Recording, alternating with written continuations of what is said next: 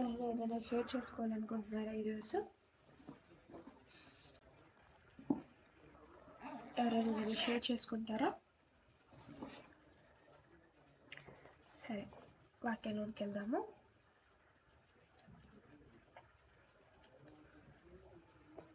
సామెతల గ్రంథము 15వ అధ్యాయం మనం చూస్తున్నాం కదా. నిన్నటి దినాన్న మనం చూసాము 15వ అధ్యాయము 8వ వచనం నుంచి, భక్తిహీనుల అర్పించు బలులు యెహోవాకు ఏమాత్రము ఇష్టము లేదని మనం తెలుసుకున్నాం. అదేవిధంగా మనం ఏ విధంగా ఉండాలంటే యథార్థవంతులుగా ఆయనకు అనుక్షణము నీతితో ప్రార్థన చేయువారుగా ఉండాలని మనం తెలుసుకున్నాం గత దిన వాక్యం నుంచి. అయితే అదే 15వ అధ్యాయం నుంచి మరి ఒక 3 విషయములందు జ్ఞానం కలిగి ఉండాలని ఈ అధ్యాయం మనకి బోధిస్తుంది. మరి ఈరోజు వాక్యంలో ఆ యొక్క ప్రత్యేకమైన 3 విషయములు ఏంటనేది ఈరోజు మనం ధ్యానించుకుందాం.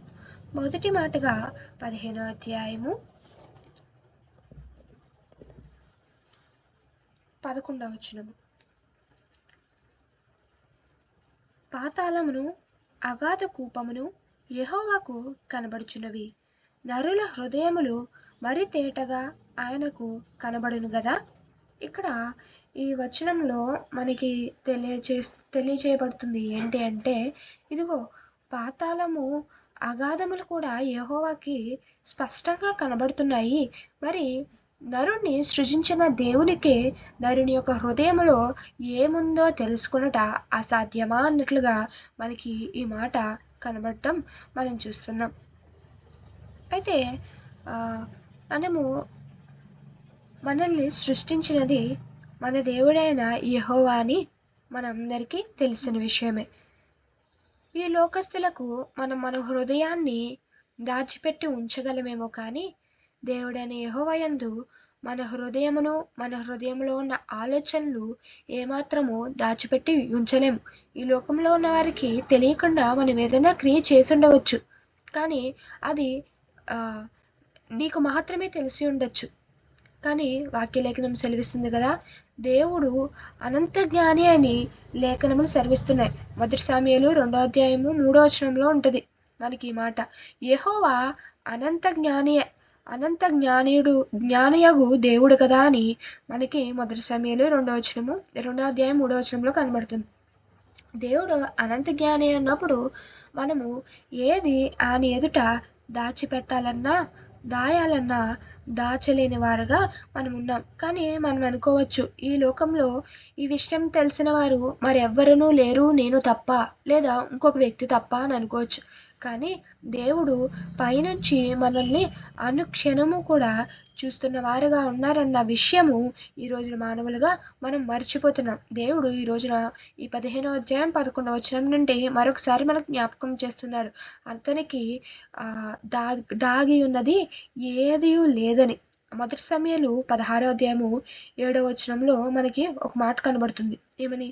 అయితే యెహోవా సమూయేలుతో ఇలాగ సెలవిచ్చును, అతని రూపము అతని ఎత్తును లక్ష్యపెట్టకము, మనుషులు లక్ష్యపెట్టు వాటిని యెహోవా లక్ష్యపెట్టడు. నేను అతన్ని త్రోసివేసి ఉన్నాను. మనుషుల పై రూపమును లక్ష్యపెట్టుదురు కానీ యెహోవా హృదయమును లక్ష్యపెట్టును. ఈ వాక్యంలో మనకి ఏం కనబడుతుంది? ఇదిగో మనుషులు లక్ష్యపెట్టేది ఏది దేవుడు లక్ష్యపెట్టువారుగా ఉండడట. అంతేకాదు యెహోవా హృదయమును లక్ష్యపెట్టును అని ఈ వాక్యలేఖనము మనకి స్పష్టంగా తెలియజెప్తుంది. ఈ మనుషులు వారి యొక్క వే ఆఫ్ బిహేవియర్ను బట్టి, వాళ్ళతో కలిగి ఉన్న చెలిమిని బట్టి, స్నేహమును బట్టి ఈ వ్యక్తి చాలా మంచివాడు లేదా హీఈస్ ద బెస్ట్ అని ఒక కన్క్లూజన్ వాళ్ళకు ఉండొచ్చేమో. కానీ అదే పర్సన్ యొక్క హృదయంలో ఎటువంటి ఆలోచనలు కలిగి ఉన్నారు, ఎటువంటి స్వభావము వాళ్ళ అంతరంగమందు కలిగి ఉన్నారు అన్న విషయము మనుషులెవ్వరూ తెలుసుకొనలేని వారుగా ఉన్నారు. కానీ దేవుడు అంటున్నారు కదా, నేను మీ పై రూపమును కాదు, మనుషులు లక్ష్యపెట్టు ఎత్తు పొడుగు అందము కాదు, కానీ నేను మీ హృదయమును లక్ష్యపెట్టువాడనని దేవుడు చెప్తున్నారు.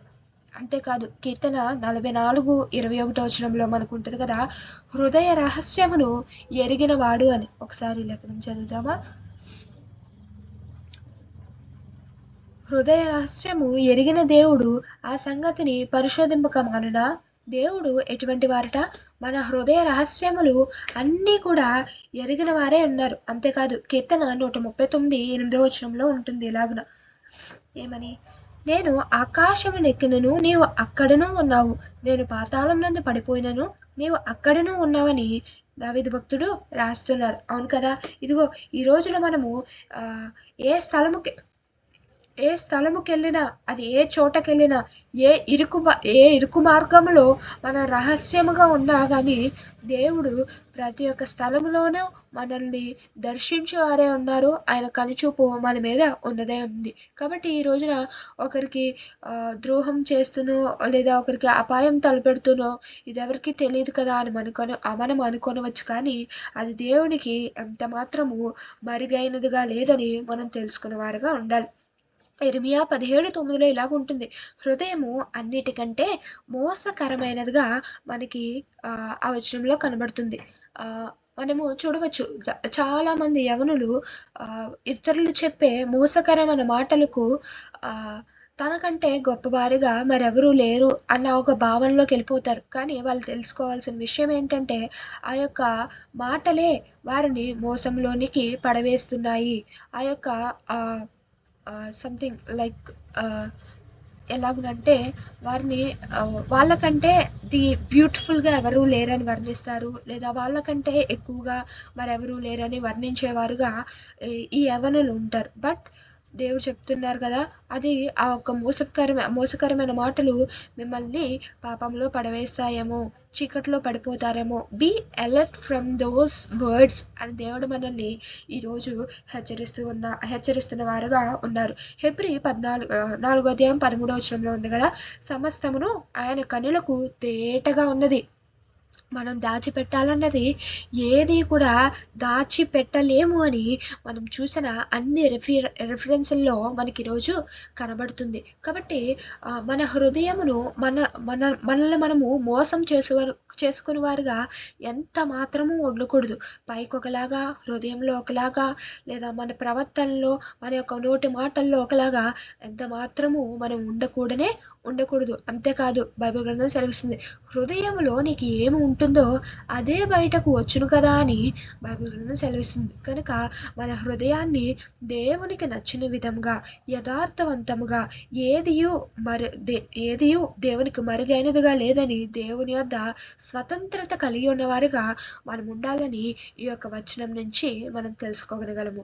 అలాగే రెండవ మాట ఈ రోజున 15వ అధ్యాయం నుంచి మనం ఏం తెలుసుకుంటాము అంటే 15వ అధ్యాయము 15వ వచనంలో ఉంది కదా, బాధపడువాని దినములనియు శ్రమకరములు, సంతోష హృదయమునికి నిత్యము విందు కలుగును. ఇక్కడ 15వ వచనంలో మనకు కనబడుతుంది కదా, ఇదిగో ఎవ్రీ హ్యూమన్ హ్యాస్ ప్రాబ్లమ్స్ కదా. ప్రతి ఒక్క మానవునికి వారి యొక్క జీవితంలో అతను ఎంత ధనవంతుడైనా, ఎంత పేదవాడైనా ప్రతి ఒక్కరికి ఉండవలసిన సమస్యలు తప్పక ఉంటాయి.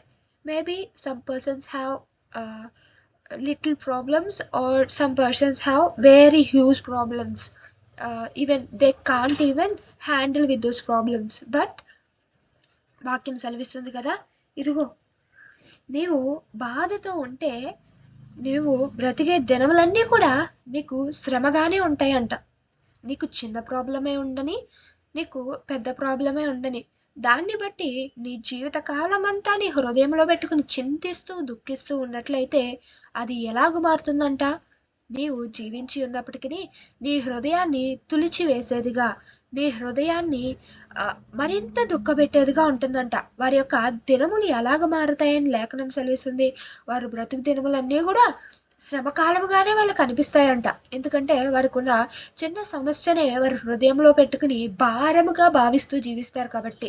కానీ దేవుడు అంటున్నారు కదా, ఎప్పుడైతే సంతోష హృదయానికి నీవు చోటిస్తావో, నీకున్న బాధలన్నీ ఈ యొక్క లోకానుసారమైనవి మాత్రమే, కానీ ఇవేమి శాశ్వతము కాదు అని నీవు గ్రహించుకుంటావో, ఎప్పుడైతే నీకు నువ్వు చెప్పుకుంటావో, అప్పుడు నీవు నిత్య విందుకు పిలువబడేవారుగా ఉంటావంట. ఆ యొక్క నిత్య విందులో ఏమి కలిగి ఉంటాయంటే, ఆ యొక్క నిత్య విందు ఎడతెగకని విందే ఉంటది. ఈ విందులో వడ్డించే పదార్థాలు ఈ లోకానమైన మంచి స్వీట్స్ కాదు, మంచి ఆహ్, ఆహ్, డ్ డ్ కాంటినెంటల్ ఫుడ్ కాదు, ఇవేమీ కాదు. కానీ ఈ యొక్క విందులో ఏముంటాయి అంటే ఆనందం, సంతృప్తి, అంతేకాదు దేవుని సంకల్పమును బట్టి కలిగే సంతుష్టి, మనశ్శాంతి, ఈ యొక్క సంతోషం అనే విందులో మనకి వడ్డించబడతాయంట. ఈ రోజున మనము ఆలోచన చేసుకుందాం. మనకు ఉన్న 1, 2 లేదా అదే చిన్న చిన్న సమస్యలు, అదే ఆరోగ్య విషయమైన సమస్య కానీ, లేదా కుటుంబ విషయమైన సమస్య కానీ, లేదా కెరియర్‌లో జాబ్ లేదని, లేదా సెటిల్ కాలేదని, నా జీవితం ప్రశ్నార్థకంగా మిగిలిపోయింది అని కలిగి ఉన్న బాధ కానీ, దుఃఖం కానీ, ఏదైనా కానీ అది మనకి దుఃఖము తెచ్చిపెట్టేదిగానే ఉంటుంది. ఈ లోకంలో మనం బ్రతుకు దినములన్నీ కూడా శ్రమ పెట్టి మనల్ని కృంగదీసే వాటిగా ఉంటాయి. ఎప్పుడైతే మనము దేవుడే మనకి దిక్కని, దేవుడే సమస్తమును సమకూర్చి జరిగించునని, ఆయన కార్యము తప్పక తగిన కాలమందు చేయువాడని విశ్వసించినప్పుడు నిత్య సంతోషంలోనికి, ఆ యొక్క నిత్య సంతోషకరమైన విందులోనికి మనమందరము కూడా ఆహ్వానించబడతామని ఈ యొక్క రెండవ జ్ఞానం కలిగి ఉన్న మాటలో మనం తెలుసుకొనవచ్చు. మూడవ మాటగా 15వ అధ్యాయము 16వ వచనం చదువుకుందాం.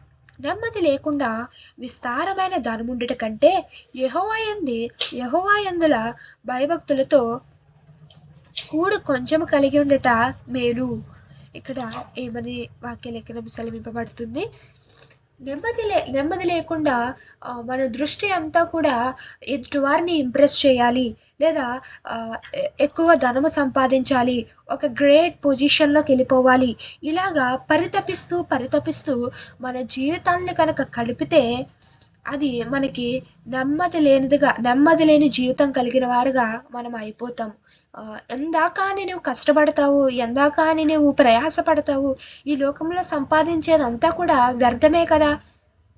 కానీ విశ్వాసులుగా, దేవుని యొక్క బిడ్డలుగా మనము ఎలాగ ఉండాలి అని బైబిల్ గ్రంథం సెలవిస్తుందంటే, మనం కలిగి ఉన్న దానితో సంతృప్తి కలిగిన జీవితము మనం కలిగి ఉండాలని దేవుని వాక్యము సెలవిస్తుంది. ఇక్కడ ఉంది కదా, యెహోవా యందలి భయభక్తులతో కొంచెము కలిగి ఉండటం మేలు కదా. దేవుని యందు భయభక్తులతో కలిగి ఉన్న కొంచెమైనా కానీ మనకి ఎంతో మేలుకరం కాను, శ్రేష్టమైనది కాను మన జీవితంలో ఎంచబడుతుందంట.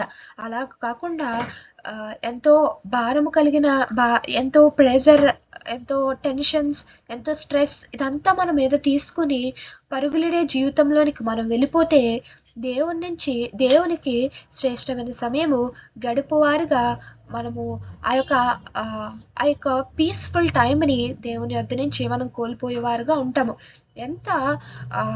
ఎంత వర్క్ ఫీల్డ్లోకి మనం వెళ్ళినా, ఒక గ్రేట్ పొజిషన్లోనికి మనం వెళ్ళినా, మనము ఈ విషయం మాత్రము ఎంత మాత్రము మర్చిపోకూడదు. అదే యెహోవా యందు భయభక్తులు కలిగి ఉండుట. దేవుని యందు నిత్యము భయభక్తులు కలిగి ఉండి ఆయన ఆజ్ఞకు లోబడి విధేయులై ఉన్నప్పుడు దేవుడు మనల్ని తన సొత్తుగా పిలుచుకుంటారు. అంతేకాదు కదా, సామెతలు 16వ అధ్యాయం 8వ వచనంలో ఉంది కదా, నీతితో కూడిన కొంచెమైనా శ్రేష్టము అని సామెతల గ్రంథం 16వ అధ్యాయం 8వ వచనంలో ఉంది. ఏమిటంటే ఇక్కడ మనము నిజాయితీగా, యథార్థవంతముగా సంపాదించినది కొంచెమైనా, ఎవరిని బాధ పెట్టకుండా, ఎవరిని మోసం చేయకుండా మనం సంపాదించినది అతి కొంచెమైనా దాది మనకెంతో శ్రేష్టముగా, దేవుని దృష్టిలో ఉత్తమమైనదిగా ఎంచబడుతుందని ఈ వాక్యమును బట్టి మనం తెలుసుకోగలము. యెహోవా పట్ల ఎప్పుడైతే భయభక్తులు కలిగిన వ్యక్తిగా మనం ఉంటామో, మనము జ్ఞానము, శాశ్వత జీవము, పరలోకంలో వారసత్వము పొందుకుని వారుగా మనం ఉంటాము. మళ్ళీ ఒకసారి చెప్తున్నాను, యెహోవా పట్ల భయభక్తులు కలిగి ఉన్నప్పుడు మనం ఏమి కలిగి ఉంటాం? జ్ఞానము కలిగి ఉంటాం, శాశ్వతమైన జీవము కలిగి ఉంటాం, అలాగే పరలోక వారసత్వము కలిగి ఉంటాం. మనమందరం కూడా ఆయన సొత్తుగా మారబడే కృప దేవుడు మనకి ఆయన యందు భయభక్తులు కలిగి ఉన్నప్పుడు అనుగ్రహించాలని ఆశ కలిగి ఉన్నారు. ఇవన్నీ కూడా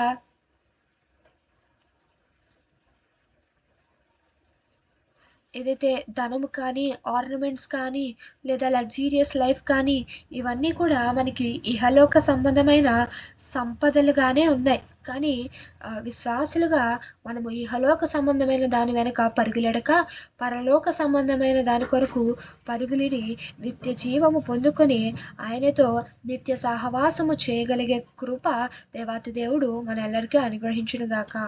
ఈరోజు మనము 3 ప్రత్యేకమైన విషయములు మనం తెలుసుకున్నాం. మొదటగా ఆయనకి మరుగైనది ఏదియూ లేదు. ఆయన సమస్తమును ఎరిగి ఉన్నవాడని మనం తెలుసుకున్నాం. అలాగే రెండవదిగా మనము బాధలోను, దుఃఖములోను మన జీవితాన్ని వెళ్ళబుచ్చుకొనక సంతోషముతో, నిత్యానందముతో మన జీవితంలో ముందుకు సాగిపోవాలి. అది ఎన్ని శ్రమలున్నా అని మనం తెలుసుకున్నాం. ఇక్కడ కండిషన్స్ అప్లై.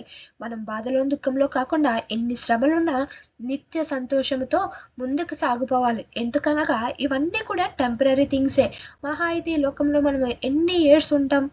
మేబీ ఒక 60 టు మేబీ 80 ఇయర్స్ ఉంటామా, అంతే. కానీ దేవుని యొక్క రాజ్యములో మనం ఉండాలి ఎన్ని ఏళ్ళు ఉంటాం? యుగ యుగములు ఆయనతో మనము ఆయన సన్నిధిలో ఉల్లసించు వారిగా ఉంటే ఈ తాత్కాలికమైన సమస్యలకు ఏమాత్రము చింతించక, బాధపడక మనం ఉండాలి. ఏదైనా కూడా ఈ లోకంలో టెంపరరీగా మనము తీసుకొని దేవుని యొక్క నిత్య జీవముకై ముందుకు నడాలి. అలాగే మూడవ మాటగా మనం చూసాము, నెమ్మది కలిగి ఉండి నెమ్మది లేని బతుకుతో ఎంత సంపాదించినా అది వ్యర్థమైనదే. కానీ యెహోవా యందు భయభక్తులు కలిగి ఉండి కొంచెము మనం కూర్చుకున్న అది ఎంతో శ్రేష్టమైనదిగా గుర్తించబడుతుంది అని ఈరోజు వాక్యంలో మనం తెలుసుకున్నాం. కాబట్టి ఈ యొక్క వినిన 3 జ్ఞానం కలిగి ఉన్న మాటలను మన యొక్క జ్ఞానంలో ఉంచుకునే వారుగా ఉండే కృపా దీవెన దేవాతి దేవుడు మనకి అందరికీ అనుగ్రహిస్తూ ఈ కొద్దిన మాటలో తప్పుడు పొరపాటుంటే మన్నించునుగాక. ఆమేన్.